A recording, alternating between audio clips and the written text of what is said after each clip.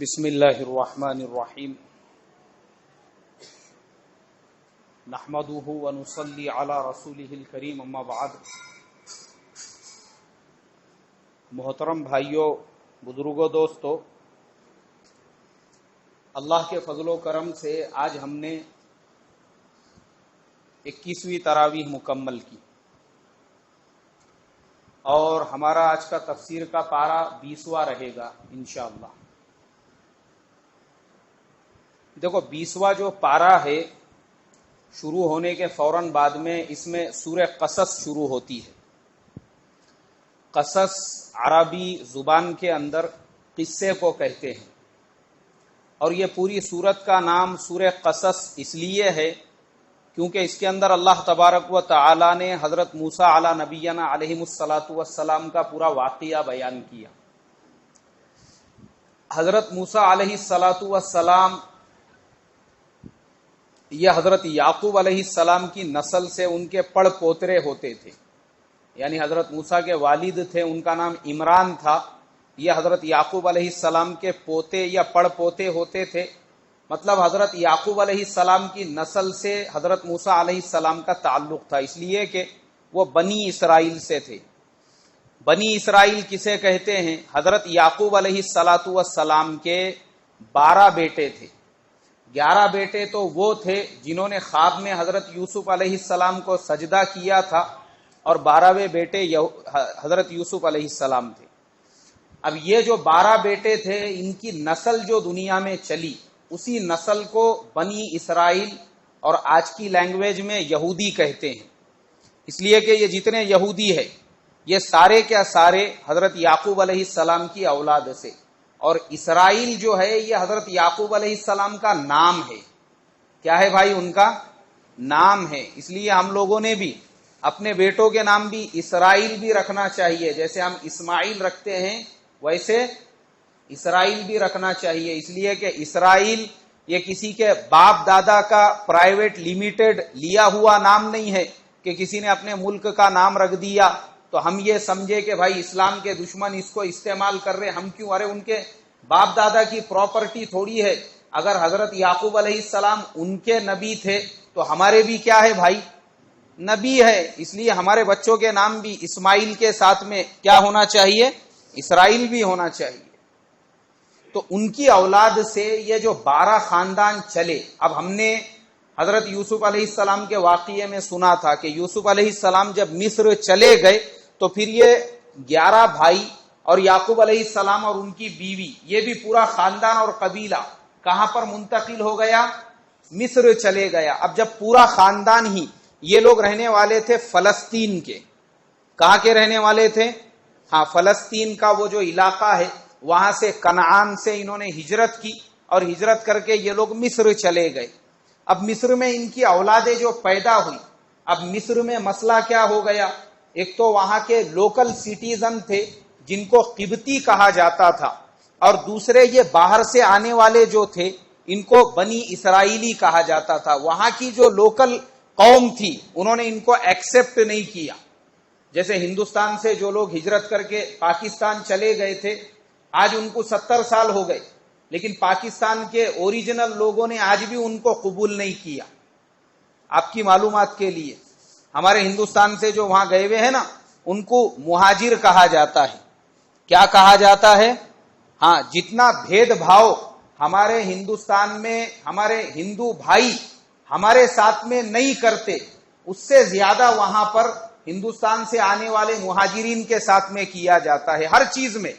مثال کے طور پہ اگر نوکری دینا ہے اور 2 کینڈیڈیٹ ہے، ایک اوریجنل وہاں کا ہے اور دوسرا اگر مہاجر آیا ہوا ہے، مہاجر کو وہ لوگ ریجیکٹ کر دیں گے، اس کو نہیں دیں گے نوکری۔ کس کو نوکری دیں گے؟ چاہے وہاں والے کے نمبر کم ہو یا اس کی قابلیت کم ہو۔ انہوں نے آج تک قبول کیا کیا؟ ہاں، لیکن ہمارے بے وقوف باولے، انڈیا کے دیوانے ایڑے، وہاں کا میچ ہونے لگا، بس ایسا خوش ہو جاتے جیسے ان کے ابا جان کھیل رہے ہیں وہاں جا کے۔ ارے تمہارے باپ دادا کو آج بھی قبول نہیں کرے انہوں نے، میرا آدھا گاؤں گیا ہوا ہے وہاں پہ، تو ہم کو معلوم ہے، ہمارے بہت رشتہ دار ہیں وہاں پر، تو ہم کو پتا ہے کہ ان لوگوں میں سے اگر کسی کو رشتے داری بھی کرنے کا ہے، لڑکی بھی اگر دیکھنے جانے کا ہے تو یا تو انہوں نے یہاں آ کے بہت سارے نکاح کر کے لے کر گئے، یا پھر وہاں ڈھونڈنا پڑتا ہے. ارے بابا اپنے مہاراشٹرا سے کون ہجرت کر کے آئے ہوئے ہیں، یہاں پہ ڈھونڈو ان کو. پھر پتا چلتا پیپر میں ایڈ دینے کے بعد کہ فلانی جگہ پہ فلانے علاقے کے اندر وہ مہاراشٹرا سے اورنگ آباد یا مراٹھواڑے کے علاقے کے لوگ ہیں. پھر یہ جاتے وہاں پہ رشتہ لے کے. وہاں کے جو لوکل لوگ ہیں وہ آج بھی مہاجرین کو اپنی بیٹی دیتے کیا؟ نہیں. ایسے تو انہوں نے آج تک ہم کو قبول نہیں کیا. تو ایسے ہی جو مصر کو ہجرت کر کے حضرت یوسف علیہ السلام اور ان کے 12 بھائی اور ان کے والد جو گئے اور ان کی جو نسلیں پیدا ہوئی، مصر والوں نے ان کو ایکسپٹ کیا نہیں کیا. بنی اسرائیل پہ طرح طرح کے ظلم ہونے لگے، ستم ہونے لگے، اور ان کو سیکنڈ سٹیزن سمجھا جانے لگا. اور سیکنڈ سٹیزن کے ساتھ ساتھ یہاں تک کہ جو ایک دم تھرڈ کلاس کام ہے، جیسے گھروں کے باندھنے کا کام ہے، جیسے وہاں کے دوسرے چھوٹے موٹے مزدوری کے کام ہیں، وہ سب کاموں میں بنی اسرائیلیوں کو لگایا گیا. اسی لیے تاریخ کی کتابوں میں ملتا ہے کہ وہ جو پیرامڈ ہے مصر کے اندر، وہ بھی یہ بنی اسرائیلیوں کو پکڑ پکڑ کے لے جا کے وہاں پہ کام کرانے لگایا گیا اور ان سے یہ مزدوری کا کام لیا گیا. تو یہ ایک دم سیکنڈ سٹیزن کے لوگ تھے. اب کیا ہوا یہ کہ فرعون جو تھا وہ وہاں کا لوکل آدمی تھا، وہاں کا بادشاہ تھا. اس کے محل میں جا کر 2-3 روایتیں ہیں، واقعات الگ الگ ہیں، لیکن جو معتبر واقعہ ہے وہ یہ کہ کسی نے یہ کہا، بولے دیکھو جو یہ بنی اسرائیلی آئے ہوئے ہیں یوسف علیہ السلام کی نسل سے، ایک آدمی ایسا پیدا ہونے والا ہے بنی اسرائیل میں جو یہاں پر حکومت کرے گا اور وہ تیری حکومت کو ختم کر دے گا، نیست و نابود کر دے گا. اس نے فرعون کے دل میں ڈر پیدا کیا. اور بعض روایتوں میں ملتا ہے کہ فرعون نے کوئی خواب دیکھا اور تعبیر بتانے والے نے اس کو بتایا کہ بنی اسرائیل میں سے کوئی بچہ پیدا ہوگا جو تیری حکومت کو ختم کر دے گا. اب فرعون نے حکم دیا یہ جتنے بنی اسرائیلی ہیں ان کے محلوں میں سیکیورٹی گارڈ کھڑے کیے جائے، اور ان کے یہاں پر جو بھی بچہ پیدا ہوگا وہ بچہ پیدا ہونے کے بعد میں اس بچے کو قتل کر دیا جائے. یذبحون ابناءهم ویستحیون نساءهم. جو حاملہ عورتیں تھیں ان کے پیٹ پھاڑ دیے گئے، اور جو پیدا ہونے والے بچے تھے ان کو قتل کر دیا گیا. یقتلون ابناءهم، ایسا بھی قرآن کے اندر ملتا ہے. اب وہ بچوں کو قتل کیا جانے لگا اس لیے کہ ان کو ڈر تھا کہ موسیٰ پیدا نہ ہو جائے، مگر وہ تو کون ہے؟ اللہ ہے. اس کو جب موسیٰ علیہ السلام کو پیدا کرنا ہی تھا وہ تو کیسے بھی کرنے ہی والا تھا.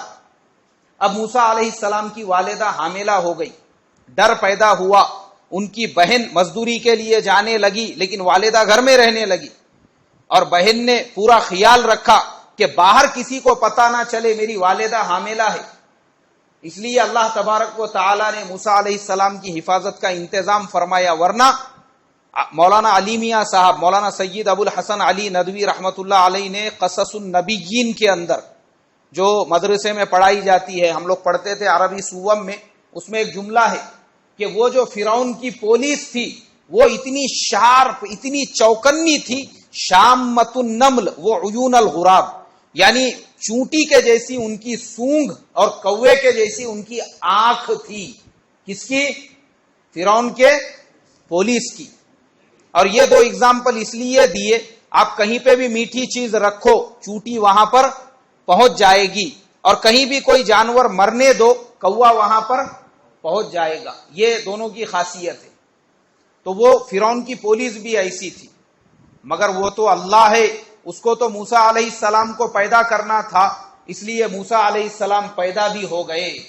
اب پیدا ہونے کے بعد یہ فکر ہوئی کہ فرعون کی پولیس نے اگر دیکھا تو پھر وہ اس بچے کو ذبح کر دیں گی. اللہ تبارک و تعالی نے الہام کیا کہ اس بچے کو فوراً ایک صندوق میں بند کرو اور دریائے نیل میں لے جا کے ڈال دو. دل تو نہیں چاہ رہا تھا، مگر جانتی تھی کہ جس اللہ نے مجھے حکم دیا ہے وہی اللہ اس بچے کی حفاظت بھی کرے گا. ان کو صندوق کے اندر ڈالا، بہن لے کر گئی اور اس نے دریائے نیل میں ڈال دیا. وَلَمَّا وَرَدَ مَاءَ مَدْيَنَ یہ اس کے آگے کی آیت ہے۔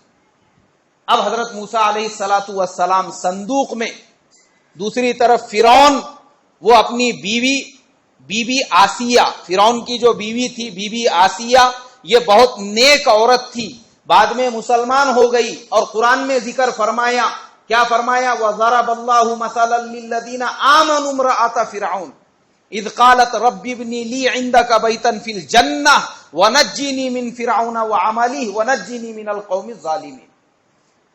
دو عورتیں حضرت مریم اور حضرت بی بی آسیہ، ان کا ذکر اللہ نے قرآن پاک میں فرمایا اسی رکوع کے اندر۔ اب وہ مجھے اس کی تفسیر بیان نہیں کرنا ہے، خالی میں اتنا بولوں گا کہ جنت کے اندر یہ دونوں عورتیں ہمارے آقا صلی اللہ علیہ وسلم کی بیویاں رہیں گی۔ کس کی بیویاں رہیں گی؟ کون کون؟ حضرت مریم اور بی بی آسیہ۔ اس لیے کہ جو نیک مسلمان ہوتا ہے اس کی بیوی بھی نیک ہوتی ہے، جنت میں اس کو وہی بیوی ملیں گی۔ لیکن چونکہ یہاں معاملہ یہ تھا، حضرت مریم کے بھی کوئی شوہر نہیں تھے، اور بی بی آسیہ کا جو شوہر تھا فرعون، وہ مسلمان تھا کیا؟ تو یہ دونوں جنت میں اللہ کے نبی کی بیویاں رہے گی۔ تو بی بی آسیہ فرعون کے ساتھ میں تھی، انہوں نے دیکھا ایک صندوق آ رہا ہے، انہوں نے اپنے خادموں کو حکم دیا جاؤ وہ صندوق لے کر آؤ۔ جب وہ لے کر آئے، اسے کھولا گیا تو بی بی آسیہ کو کوئی اولاد نہیں تھی، انہوں نے کہا کہ یہ بچہ میرے لیے ہی ہے، ھذا الولد لی ولک، یعنی اپنے شوہر سے کہا یہ تمہارے اور میرے لیے ہے، اور اس کو اٹھا کے اپنے سینے سے لگا دیا۔ فرعون نے جب دیکھا کہ بیوی نے سینے سے لگا دیا ہے تو وہ اپنے بیوی سے اس بچے کو جدا نہیں کر سکا۔ موسیٰ علیہ السلام کو حکم ملا کہ وہ دودھ نہیں پیئیں گے۔ اب موسیٰ علیہ السلام رو رہے ہیں، دودھ پلانے والیاں لائن لگا کے کھڑی ہے، موسیٰ علیہ السلام کسی کا بھی دودھ نہیں پیتے ہیں۔ اس کے بعد حضرت موسیٰ علیہ السلام کی بہن کو جب پتا چلا کہ ہمارا چھوٹا بھائی تو فرعون کے محل میں پہنچ چکا ہے، وہ بھاگتے ہوئے اپنے گھر پہ آئی، اور آنے کے بعد اس نے اپنی والدہ سے کہا کہ امی جان، ہمارا جو بھیا ہے وہ فرعون کے محل میں پہنچ چکا ہے، دودھ پلانے والی عورتیں اس کو دودھ پلانا چاہتی ہے، وہ کسی کا دودھ نہیں پی رہا ہے۔ فرعون کے دربار میں موسیٰ علیہ السلام کی والدہ بھی پہنچی، اس لائن میں کھڑی ہو گئی، اور جیسے ہی موسیٰ علیہ السلام نے اپنی والدہ کو دیکھا، فوراً وہ اپنی والدہ سے چمٹ گئے اور ان کا دودھ پینے لگے۔ اب فرعون کی طرف سے ان کی والدہ کے لیے ایک وظیفہ مقرر ہوا، اور یہ حکم دیا گیا کہ اس بچے کی پرورش تم نے کرنا، اور تم ہمارے محل میں ہی رہنا اور اس کو دودھ پلانا۔ دیکھو خدا کی قدرت کہ اللہ نے ان کو صندوق میں ڈالنے کا حکم دیا، لیکن برباد کیا کیا؟ اسی اللہ نے ان کی والدہ سے ان کو ملا بھی دیا، اور ملانے کے بعد والدہ کا بھی وظیفہ جاری کر دیا، اور اس والدہ کے رہنے کا انتظام کہاں کر دیا؟ محل کے اندر۔ اب ماشاء اللہ کے نبی حضرت موسیٰ علیہ السلام، جن کے ذریعے سے اللہ اس کی حکومت کو ختم کرنے والے ہیں، اسی کو اللہ نے انہی کو فرعون کے دربار میں پہنچایا، اور اسی کے پیسے سے ان کی پرورش ہو رہی ہے۔ بڑے ہو گئے موسیٰ علیہ السلام۔ اب موسیٰ علیہ السلام یہ جانتے تھے کہ وہ بنی اسرائیل میں سے ہے، اس لیے ایک دن وہ بازار میں جانے لگے تو ایک بنی اسرائیلی جو تھا وہ لکڑیاں بیچ رہا تھا۔ اب وہاں کا جو لوکل سٹیزن تھا فرعون کے خاندان سے، اس نے وہ لکڑیاں زبردستی اٹھا لیا اور اس کو پیسے نہیں دینے لگا۔ اس نے کہا بولے بھائی میں نے محنت مزدوری سے لکڑیاں لایا ہوں، تو وہ جو فرعون کے خاندان والا تھا وہ اس کو مارنے لگا۔ موسیٰ علیہ السلام نے بولے بھائی کیوں مار رہے ہو؟ تو اس نے کہا کہ تم کو کیا کرنا ہے؟ موسیٰ علیہ السلام نے کہا ایسے ظلم مت کرو، تو اس نے کہا میں تو تجھے بھی ماروں گا۔ اب اس نے موسیٰ علیہ السلام پہ ہاتھ اٹھایا۔ موسیٰ علیہ السلام تو اللہ کے نبی تھے، اور ایک نبی کو اللہ 1000 پہلوانوں کی طاقت عطا فرماتا ہے۔ کتنے ہزار؟ 1000 پہلوانوں کی۔ موسیٰ علیہ السلام تو جلالی تھے، انہوں نے غصے میں آ کے اس کو ایک مارا، زمین پہ وہ گر کے مر گیا۔ اب جیسے ہی فرعون کے دربار میں یہ بات پہنچی، فرعون نے حکم دیا کہ جس نے بھی اس کو مارا ہے اس کو فوراً قتل کر دیا جائے، وہ جہاں پر بھی ملے۔ موسیٰ علیہ السلام کے پاس ایک آدمی فرعون کے دربار میں سے بھاگتے ہوئے آیا، وجاء رجل من اقصى المدينة يسعى قال يا موسى ان الملأ يأتمرون بك فخرج انی لک من الناصحین. اے موسیٰ جلدی سے شہر سے چلے جاؤ، تمہارے قتل کرنے کا وارنٹ جاری ہو چکا ہے کہ تم جہاں ملے تم کو مار دیا جائے، اس لیے شہر چھوڑ کے نکل جاؤ. موسیٰ علیہ السلام فوراً شہر سے باہر نکل گئے اور پیدل موسیٰ علیہ السلام مصر سے پھر واپس اپنے وہ پرانے علاقے میں جارڈن اور لیبنان کا جو علاقہ ہے اس میں داخل ہو گئے. اور وہاں داخل ہونے کے بعد وہ راستے سے چلنے لگے اور چلتے چلتے چلتے مدین پہنچے. اور یہ جو مدین تھا یہ حضرت شعیب علیہ السلام کا گاؤں تھا. کس کا گاؤں تھا بھائی؟ حضرت شعیب علیہ السلام کا. حضرت شعیب علیہ السلام کو شعیب اس لیے کہا جاتا ہے اس لیے کہ وہ جو کوہ طور کی پہاڑیاں ہیں وہ آج بھی ہے. ابھی اسرائیل کا آدھے پہاڑیوں پہ قبضہ ہو چکا ہے. وہ پورا پہاڑیوں کا جو پٹا ہے اس کے بیچ کا جو علاقہ تھا، یعنی جسے ہم لوگ آج کے زمانے میں ویلی کہتے ہیں، اللہ نے حضرت شعیب علیہ السلام کو ویلی والوں کا نبی بنا کر بھیجا. تو شعیب جو کہتے ہیں وہ گھاٹی والے کو کہتے ہیں. کسے کہتے ہیں؟ پہاڑ کی جو گھاٹیاں ہوتی ہے ویلی جسے کہتے ہیں. شعیب علیہ السلام جہاں کے نبی تھے وہ پورا پہاڑوں کے اطراف کا علاقہ تھا، اسی لیے شعب سے شعیب بنا ہوا ہے. اب موسیٰ علیہ السلام وہاں پہ پہنچے. موسیٰ علیہ السلام نے ولما ورد ماء مدین وجد علیہ من الناس یسقون. ولما ورد ماء مدین، ہاں وہاں پہ دیکھا موسیٰ علیہ السلام نے کہ گاؤں کے لوگ اپنے بکریوں کو اپنے جانوروں کو پانی پلا رہے ہیں اور دو لڑکیاں وہ سائیڈ میں کھڑی ہوئی ہے، ان کو کوئی پانی نہیں پلانے دے رہا ہے. اب موسیٰ علیہ السلام تو اللہ کے نبی تھے، انہوں نے جا کے ان سے پوچھا کہ تم دونوں اپنے جانوروں کو کیوں پانی نہیں پلا رہی ہو؟ انہوں نے کہا قال ابونا شیخ کبیر، کہ انہوں نے کہا کہ ہمارے والد جو ہے وہ بوڑھے آدمی ہیں، وہ یہاں پہ آ نہیں سکتے بکریوں کو پانی پلانے کے لیے، اس لیے ہم دونوں آئی ہے.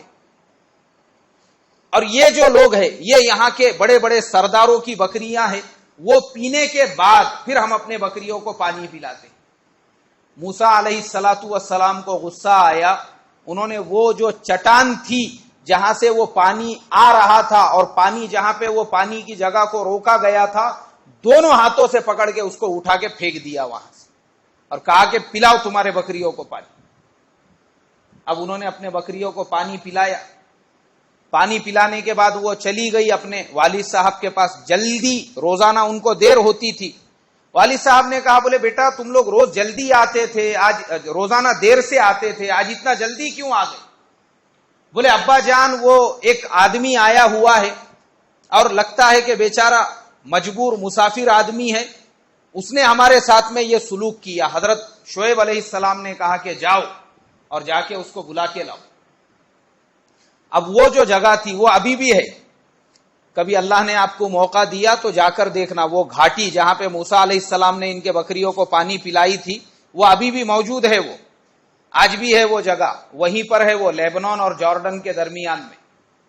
موسیٰ علیہ السلام گئے حضرت شعیب علیہ السلام کے گھر پر تو فقالت احداہما یا ابت استاجر ان خیر من استاجرت القوی الامین. شعیب علیہ السلام کی ایک بیٹی نے کہا ابا جان ہم دونوں لڑکیاں ہیں، آپ کی بکریاں چراتی ہے، بہتر یہ ہے کہ اس آدمی کو آپ اپنے پاس میں مزدوری کے لیے رکھ لو. اس میں دونوں صفات ہے. کیا صفت ہے اس کے اندر؟ انی قوی امین، یعنی دو صفت ہے، ایک تو طاقتور بھی ہے، دوسرے امانت دار بھی ہے. شعیب علیہ السلام نے کہا یہ تم کو کیسے پتا؟ بولے طاقتور تو سمجھ میں آ گیا کہ اس نے وہ جو پانی کا جھرنا تھا وہاں کی چٹان اٹھا کے پھینک دیا. اور امین امانت دار اس لیے پتا چلا کہ ہم جب راستے سے آ رہے تھے تو انہوں نے کہا میں آگے چلتا ہوں، میں عورتوں کے پیچھے نہیں چلوں گا. کہاں چلوں گا؟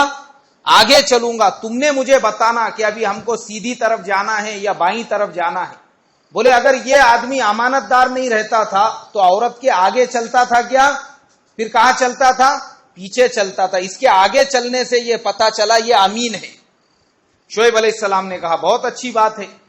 پھر موسیٰ علیہ السلام نے کہا دیکھو تمہارے گھر میں دو جوان لڑکیاں ہیں اور دو جوان لڑکیوں کے ساتھ میرے جیسے جوان مرد کا رہنا یہ صحیح نہیں ہے. تو کہا کہ قالت انی اریدُ ان انکحک احدی ابنتی ہاتین علی ان تأجرنی ثمانیہ حجج. حضرت موسیٰ علیہ السلام نے کہا حضرت شعیب سے کہ تمہاری 2 جوان بیٹیاں ہیں، ان کے ساتھ میرے جیسے جوان آدمی کا رہنا صحیح نہیں ہے، اس لیے بہتر ہوگا کہ تم ایک بیٹی کا نکاح میرے ساتھ میں کر دو. شعیب علیہ السلام نے کہا تم ان کا مہر کیا دو گے؟ کہا کہ میں 8 سال تک آپ کی بکریاں چراؤں گا اور وہی میرا مہر ہوگا. شعیب علیہ السلام نے کہا اچھا چلو ٹھیک ہے، لیکن تم ان میں 2 سال کا اضافہ کر دینا. فَإِنْ أَتْمَمْتَ عَشْرًا فَمِنْ عِنْدِي. حضرت شعیب علیہ السلام نے کہا اگر تم اس کو 2 بڑھا دو اور 10 کر دو تو یہ تمہارا میرے اوپر احسان ہوگا. اب موسیٰ علیہ السلام نے کہا کوئی بات نہیں ہے. دیکھو موسیٰ علیہ السلام کی امانت داری، جس گھر میں جوان لڑکیاں تھی گوارا نہیں کیا بغیر نکاح کے اس گھر میں رہنا، اس لیے پہلے کیا کیا انہوں نے؟ نکاح کیا. نکاح کرنے کے بعد مہر طے کیا بغیر مہر کے نہیں، اور مہر بھی ادا کیا. پورے 10 سال تک موسیٰ علیہ السلام حضرت شعیب علیہ السلام کی بکریاں چراتے رہے. کتنے سال تک؟ اس سے پتا چلا کہ اللہ کے جتنے نبی آئے سب نے اپنے بیویوں کا مہر ادا کیا. جیسے آج ہمارے زمانے میں مسلمانوں میں اتنی بڑی غفلت ہے مہر کے معاملے میں. شادی سے پہلے ہمارے یہاں تمام چیزیں طے ہوتی ہے، مہمان کتنے ہوں گے، کھانے میں کیا پکے گا، ہال کون سا رہے گا. نہیں طے اگر ہوتا ہے تو کیا نہیں طے ہوتا ہے؟ مہر طے نہیں ہوتا ہے. جس وقت میں فارم بھرتے ہیں اس وقت میں لوگوں میں لڑائی جھگڑے چلتے ہیں کہ مہر کیا بننا چاہیے. اور یہ بھی ایک مسلمانوں کا معمول بن چکا ہے کہ مہر کتنا بھی باندھو دینے کی نیت نہیں ہوتی. اکثر جگہوں پر تو یہ دیکھنے میں آتا ہے کہ وہ بوڑھی عورت جس کے شوہر کا انتقال ہو گیا اس کو میت کے پاس لایا جاتا ہے اور اس سے بلوایا جاتا ہے کہ نانی جان دادی جان بولو میں نے مرنے والے کا مہر معاف کر دیا. اب وہ بیچاری بوڑھی عورت، ہمارے مولانا یونس صاحب رحمت اللہ علیہ فرمایا کرتے تھے، بولے بڈھی جانتی ہے زندہ تھا تب نہیں دیا، اب یہ مرے ہوا میرا مہر کیا دے گا. اس لیے وہ بولتی ہے کہ میں نے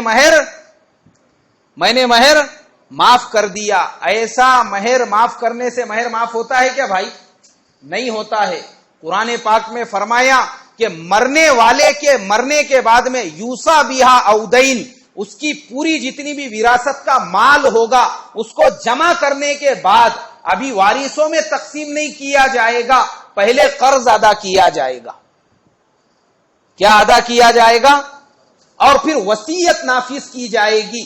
یعنی ہر آدمی کو اس بات کا حق ہے وہ اپنے جائیداد، اپنے پراپرٹی، اپنے مال دولت میں 1/3 کی وصیت کر سکتا ہے. کتنے کی؟ 1/3 یعنی 33% کی، 1/3 کی وصیت کر سکتا ہے کہ بھئی میرے مرنے کے بعد میری جتنی پراپرٹی ہے اس میں سے 25% فلانے مسجد کو دے دیا جائے، یا فلانے رشتہ دار کو دے دیا جائے، یا کوئی بہن بیوہ ہو گئی اس کو دے دیا جائے. کسی کو بھی وہ دے سکتا ہے، کوئی بھی نیک کام کے اندر خرچ کر سکتا ہے، لیکن اس کی وصیت نافذ ہوں گی صرف اور صرف 1/3 کے اوپر. تو وصیت نافذ کی جائے گی. اور قرضہ، اور قرضے میں کیا لکھا ہے علماء نے؟ بیوی کا مہر وہ بھی قائم شمار ہوگا، قرضے میں شمار ہوگا. یہ پوچھا جائے گا بیوی کا مہر دیا تھا یا نہیں دیا تھا. اگر نہیں دیا تھا پہلے وہ ادا کیا جائے گا، اس کے بعد وہ جو پیسہ ہے وہ اس کا حساب کتاب ہوگا کہ کس وارث کو کتنا حصہ ملے. تو اس کے لیے موسیٰ علیہ السلام کی سنت دیکھو، آج ہمارا طریقہ دیکھو کہ ہم لوگ مہر ادھاری میں باندھتے ہیں. اللہ میری تمہاری حفاظت فرمائے. یہاں پہ اکثر مجھے نوجوان نظر آ رہے ہیں، نیتیں کرو کہ نکاح کرو گے تو نقدی مہر ادا کریں گے، بولو انشاءاللہ. ہاں نقدی کی نیت رکھو، ادھاری کی نہیں. جیسے موسیٰ علیہ السلام نے 10 سال تک بکریاں چرائی اور 10 سال بکریاں چرا کر مہر کو کیا کیا؟ ادا کیا. اب جب 10 سال ہو گئے تو موسیٰ علیہ السلام نے ارادہ کیا کہ چلو اپنے ملک کو واپس چلتے ہیں. کون سا ملک تھا موسیٰ علیہ السلام کا؟ مصر تھا. اب موسیٰ علیہ السلام اپنی بیوی، حضرت موسیٰ علیہ السلام کی بیوی کا نام بی بی صفورہ تھا، ان کو لے کر چلے مدین سے مصر کی طرف. اور ان کی بیوی کو سخت سردی ہونے لگی اور وہ حالت حمل میں تھی. موسیٰ علیہ السلام نے دیکھا کہ بیوی کو سردی ہو رہی ہے، تو ان کو طور کے پہاڑ پر جہاں نبوت ملی وہاں پہ ایک روشنی نظر آئی. انہیں لگا کہ شاید پہاڑ کے اوپر کوئی لوگ آگ جلا کے سیک رہے ہوں گے. موسیٰ علیہ السلام وہ پہاڑ کے اوپر چلے. کیا لینے کے لیے گئے؟ آگ لینے کے لیے. اسی لیے شاعر نے کہا کہ خدا کی دین کا یا دین کا موسیٰ سے پوچھئے احوال، آگ لینے کو جائے اور پیمبری مل جائے. موسیٰ علیہ السلام آگ لینے کے لیے گئے اور جانے کے بعد فوراً اللہ تبارک و تعالی نے آواز دی موسیٰ علیہ السلام کو، یا موسیٰ، اے موسیٰ،